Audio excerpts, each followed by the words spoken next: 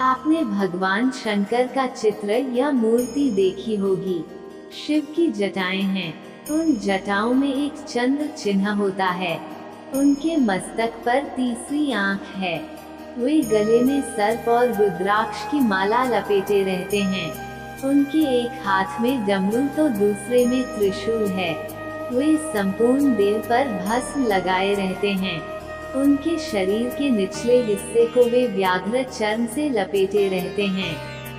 वे वृषभ की सवारी करते हैं और कैलाश पर्वत पर ध्यान लगाए बैठे रहते हैं।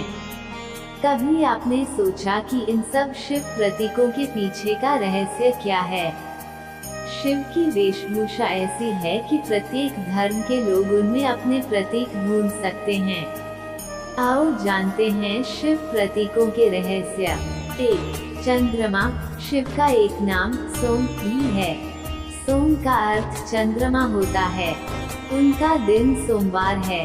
चंद्रमा मन का कारक है। शिव द्वारा चंद्रमा को धारण करना मन के नियंत्रण का भी प्रतीक है। हिमालय पर्वत से चंद्रमा का सीधा संबंध है। चंद्र कला का महत्व। मूलतः शिव के सभी त्योहार और पर्व चांद्रमास पर ही आधारित होते हैं। शिवरात्रि, महाशिवरात्रि आदि शिव से जुड़े त्योहारों में चंद्र कलाओं का महत्व है। कई धर्मों का प्रतीक चिन्ह यह अर्धचंद्र शैवपंथियों और चंद्रवंशियों के पंथ का प्रतीक चिन्ह है। मध्य एशिया में यह मध्य एशियाई जाति के लोगों के पंथ का प्रतीक भी था। चंगेज खान के झंडे पर अर्धचंद्र होता था। इस्लाम का प्रतीक चिन्ह है अर्धचंद्र। चंद्रदेव से संबंध। भगवान शिव के सोमनाथ ज्योतिर्लिंग के बारे में मान्यता है कि भगवान शिव द्वारा सोम अर्थात चंद्रमा के श्राप का निवारण करने के कारण यहाँ चंद्रमा ने शिवलिंग की स्थापना की थी। इसी कारण इस ज्योतिर्लिंग का नाम सोमनाथ प्रचलित हुआ। 2. त्रिशूल। भगवान शिव के पास हमेशा एक त्रिशूल ही होता था। यह बहुत ही अचूक और घातक अस्त्र था।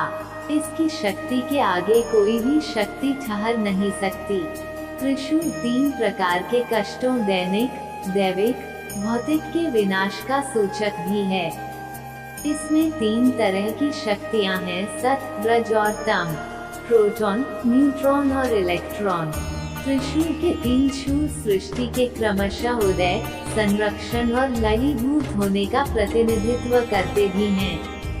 शैव मतानुसार शिव इन तीनों भूमिकाओं के अधिपति हैं।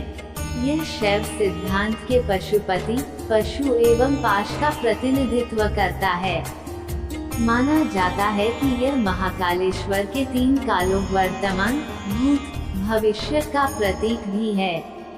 इसके अलावा यह स्वपिंड, ब्रह्मांड और शक्ति का परम पद से एकत्व स्थापित होने का प्रतीक है। यह वाम भाग में स्थिर इड़ा, दक्षिण भाग में स्थित पिंगला तथा मध्य देश में स्थित सुषुम्ना नाड़ियों का भी प्रतीक है। 3. शिव का सेवक वासुकी। शिव को नागवंशियों से घनिष्ठ लगाव था। नागकुल के सभी लोग शिव के क्षेत्र हिमालय में ही रहते थे। कश्मीर का अनंतनाग इन नागवंशियों का गढ़ था। नागकुल के सभी लोग शैव धर्म का पालन करते थे। भगवान शिव के नागेश्वर ज्योतिर्लिंग नाम से स्पष्ट है कि नागों के ईश्वर होने के कारण शिव का नाग या सर्प से अटूट संबंध है। भारत में नागपंचमी पर नागों की पूजा की परंपरा है। विरोधी भावों में सामंजस्य स्थापित करने वाले शिव नाग या सर्प जैसे क्रूर एवं भयानक जीव को अपने गले का हार बना लेते हैं। लिपटा हुआ नाग या सर्प जकड़ी हुई कुंडलिनी शक्ति का प्रतीक है। नागों के प्रारंभ में 5 कुल थे। उनके नाम इस प्रकार हैं: शेषनाग, अनंत, वासुकी, तक्षक, पिंगला और करकोटक। ये शोध के विषय हैं कि ये लोग सर्प थे या मानव या आधे सर्प और आधे मानव। हालांकि इन सभी को देवताओं की श्रेणी में रखा गया है, तो निश्चित ही ये मनुष्य नहीं होंगे। नाग वंशावलियों में शेषनाग को नागों का प्रथम राजा माना जाता है। शेषनाग को ही अनंत नाम से भी जाना जाता है। ये भगवान विष्णु के सेवक थे। इसी तरह आगे चलकर शेष के बाद वासुकी हुए, जो शिव के सेवक बने। फिर तक्षक और पिंगला ने राज्य संभाला।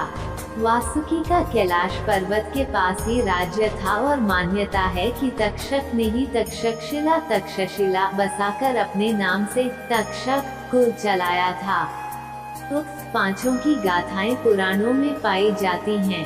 उनके बाद ही करकोटक, ऐरावत, धृतराष्ट्र, अनक, अहि, मणिभद्र, अलापत, कंबल, अंशतर, धनंजय, कालिया, सौंफो, दौधिया, काली, तख्तु, धूमल, पाहल, काना इत्यादि नाम से नागों के वंश हुए, जिनके भारत के भिन्न भिन्न इलाकों में इनका राज्य था। 4. डमरू। सभी हिंदू देवी और देवताओं के पास एक न एक वाद्य यंत्र रहता है। उसी तरह भगवान के पास डमरू था, जो नाद का प्रतीक है। भगवान शिव को संगीत का जनक भी माना जाता है। उनके पहले कोई भी नाचना, गाना और बजाना नहीं जानता था। भगवान शिव 2 तरह से नृत्य करते हैं, एक तांडव जिसमें उनके पास डमरू नहीं होता, और जब वे डमरू बजाते हैं तो आनंद पैदा होता है। अब बात करते हैं नाद की। नाद अर्थात ऐसी ध्वनि जो ब्रह्मांड में निरंतर जारी है, जिसे ओम कहा जाता है। संगीत में अन्य स्वर तो आते जाते रहते हैं, उनके बीच विद्यमान केंद्रीय स्वर नाद है। नाद से ही वाणी के चारों रूपों की उत्पत्ति मानी जाती है। 1 पर, 2 पश्यन्ति, 3 मध्यमा और 4 वैखरी। आहत नाद का नहीं अपितु अनाहत नाद का विषय है। बिना किसी आघात के उत्पन्न चिदानंद, अखंड, अगम एवं अलख रूप सूक्ष्म ध्वनियों का प्रस्फुटन अनाहत या अनहद नाद है। इस अनाहत नाद का दिव्य संगीत सुनने से गुप्त मानसिक शक्तियां प्रकट हो जाती हैं। नाद पर ध्यान की एकाग्रता से धीरे धीरे समाधि लगने लगती है। डमरू इसी नाद साधना का प्रतीक है। 5. शिव का वाहन वृषभ। वृषभ शिव का वाहन है। वे हमेशा शिव के साथ रहते हैं। वृषभ का अर्थ धर्म है। मनुस्मृति के अनुसार वृषो ही भगवान धर्मः। वेद ने धर्म को 4 पैरों वाला प्राणी कहा है। उसके 4 पैर धर्म, अर्थ, काम और मोक्ष हैं। महादेव इस 4 पैर वाले वृषभ की सवारी करते हैं, यानी धर्म, अर्थ, काम और मोक्ष उनके अधीन हैं। एक मान्यता के अनुसार वृषभ को नंदी भी कहा जाता है, जो शिव के एक गण हैं।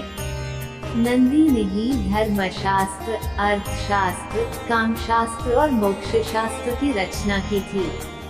6. जटाएं। शिव अंतरिक्ष के देवता हैं।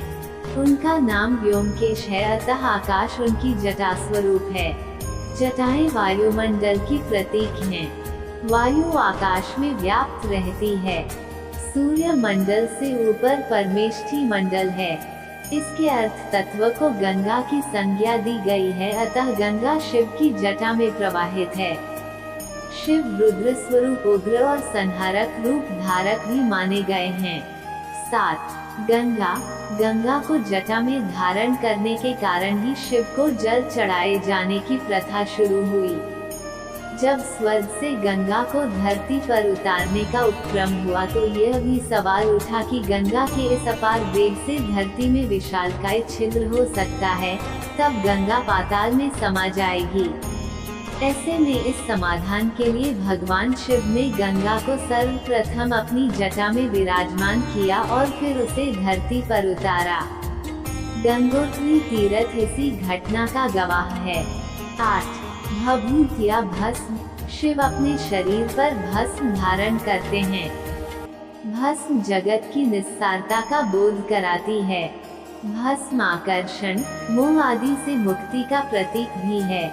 देश में एकमात्र जगह उज्जैन के महाकाल मंदिर में शिव की भस्म आरती होती है, जिसमें शमशान की भस्म का इस्तेमाल किया जाता है। यज्ञ की भस्म में वैसे कई आयुर्वेदिक गुण होते हैं। प्रलय काल में समस्त जगत का विनाश हो जाता है, तब केवल भस्म राख ही शेष रहती है। यही दशा शरीर की भी होती है। 9. 3 नेत्र। शिव को त्रिलोचन कहते हैं, यानी उनकी 3 आँखें हैं। प्रत्येक मनुष्य की भौहों के बीच तीसरा नेत्र रहता है। शिव का तीसरा नेत्र हमेशा जागृत रहता है, लेकिन बंद। यदि आप अपनी आंखें बंद करेंगे तो आपको भी इस नेत्र का एहसास होगा। संसार और संन्यास। शिव का यह नेत्र आधा खुला और आधा बंद है। यह इसी बात का प्रतीक है कि व्यक्ति ध्यान साधना या संन्यास में रहकर भी संसार की जिम्मेदारियों को निभा सकता है। त्रयंबकेश्वर। त्रयंबकेश्वर ज्योतिर्लिंग के व्युत्पत्त्यर्थ के संबंध में मान्यता है कि 3 नेत्रों वाले शिव शंभु के यहाँ विराजमान होने के कारण इस जगह को त्रयंबक 3 नेत्र के ईश्वर कहा जाता है। Pineal gland. आध्यात्मिक दृष्टि से कुंडलिनी जागरण में एक चक्र को भेदने के बाद जब शतचक्र पूर्ण हो जाता है तो इसके बाद आत्मा का तीसरा नेत्र मलशून्य हो जाता है। वह स्वच्छ और प्रसन्न हो जाता है। कुमारस्वामी ने शिव के तीसरे नेत्र को प्रमस्तिष्क सेरेब्रम की पीयूष ग्रंथि पीनियल ग्लैंड माना है। पीयूष ग्रंथि उन सभी ग्रंथियों पर नियंत्रण रखती है जिनसे उसका संबंध होता है। कुमारस्वामी ने पीयूष ग्रंथि को जागृत, स्पंदित एवं विकसित करने की प्रक्रियाओं का विवेचन किया है। 10. हस्ती चर्म और व्याघ्र चर्म। शिव अपनी देह पर हस्ती चर्म और व्याघ्र चर्म को धारण करते हैं। हस्ती अर्थात हाथी और व्याघ्र अर्थात शेर। हस्ती अभिमान का और व्याघ्र हिंसा का प्रतीक है, अतः शिव जी ने अहंकार और हिंसा दोनों को दबा रखा है। 11. शिव का धनुष। पिनाक। शिव ने जिस धनुष को बनाया था उसकी टंकार से ही बादल फट जाते थे और पर्वत हिलने लगते थे। ऐसा लगता था मानो भूकंप आ गया हो। यह धनुष बहुत ही शक्तिशाली था।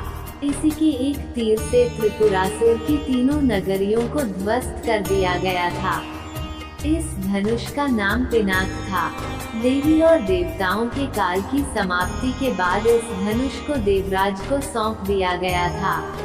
उल्लेखनीय है कि राजा दक्ष के यज्ञ में यज्ञ का भाग शिव को नहीं देने के कारण भगवान शंकर बहुत क्रोधित हो गए थे और उन्होंने सभी देवताओं को अपने पिनाक धनुष से नष्ट करने की ठानी। एक टंकार से धरती का वातावरण भयानक हो गया। बड़ी मुश्किल से उनका क्रोध शांत किया गया, तब उन्होंने यह धनुष देवताओं को दे दिया। देवताओं ने राजा जनक के पूर्वज देवराज को धनुष दे दिया। राजा जनक के पूर्वजों में निमि के ज्येष्ठ पुत्र देवराज थे। शिव धनुष उन्हीं की धरोहर स्वरूप राजा जनक के पास सुरक्षित था। इस धनुष को भगवान शंकर ने स्वयं अपने हाथों से बनाया था। उनके इस विशालकाय धनुष को कोई भी उठाने की क्षमता नहीं रखता था, लेकिन भगवान राम ने इसे उठाकर इसकी प्रत्यंचा चढ़ाई और इसे एक झटके में तोड़ दिया। 12. शिव का चक्र। चक्र को छोटा लेकिन सबसे अचूक अस्त्र माना जाता था। सभी देवी देवताओं के पास अपने अपने अलग अलग चक्र होते थे। उन सभी के अलग अलग नाम थे।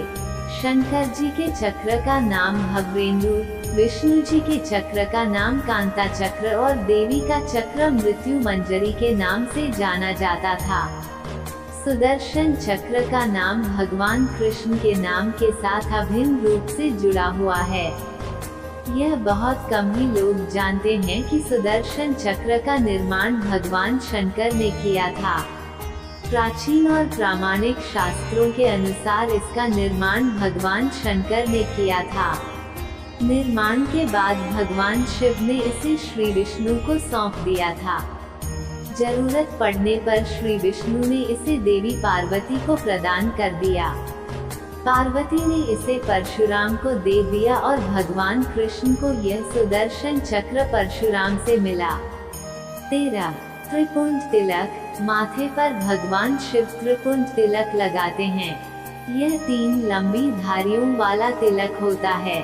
यह त्रिलोक्य और त्रिगुण का प्रतीक है। यह सतोगुण, रजोगुण और तपोगुण का प्रतीक भी है। यह त्रिपुंड सफेद चंदन का या भस्म का होता है।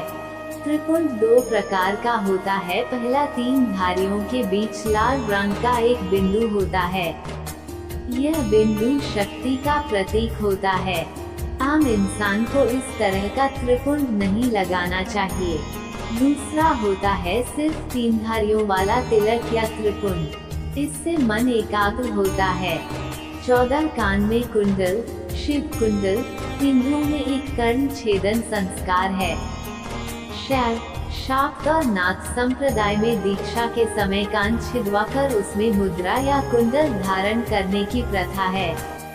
कर्ण छिदवाने से कई प्रकार से रोग से तो बचा जा ही सकता है, साथ ही इससे मन भी एकाग्र रहता है। मान्यता अनुसार इससे वीर्य शक्ति भी बढ़ती है। कर्ण कुंडल धारण करने की प्रथा के आरंभ की खोज करते हुए विद्वानों ने एलोरा गुफा की मूर्ति, सालिसेटी एलिफेंटा, आरकाट जिले के परशुरामेश्वर के शिवलिंग पर स्थापित मूर्ति आदि अनेक पुरातात्विक सामग्रियों की परीक्षा कर निष्कर्ष निकाला है कि मत्स्येंद्र और गोरक्ष के पूर्व भी कर्ण कुंडल धारण करने की प्रथा थी और केवल शिव की ही मूर्तियों में यह बात पाई जाती है। बुद्ध की मूर्तियों में उनके कान काफी लंबे और छेदे हुए दिखाई पड़ते हैं।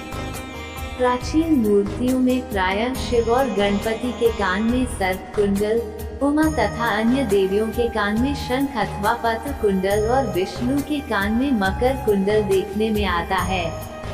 15 रुद्राक्ष। माना जाता है कि रुद्राक्ष की उत्पत्ति शिव के आंसुओं से हुई थी। धार्मिक ग्रंथानुसार 21 मुख तक के रुद्राक्ष होने के प्रमाण हैं, परंतु वर्तमान में 14 मुखी के पश्चात सभी रुद्राक्ष अप्राप्य हैं। इसे धारण करने से सकारात्मक ऊर्जा मिलती है, रक्त प्रवाह भी संतुलित रहता। हमारा वीडियो पसंद आया हो तो वीडियो को लाइक और चैनल को सब्सक्राइब कर दीजिए ताकि अगला वीडियो सबसे पहले आप तक पहुंचे। धन्यवाद।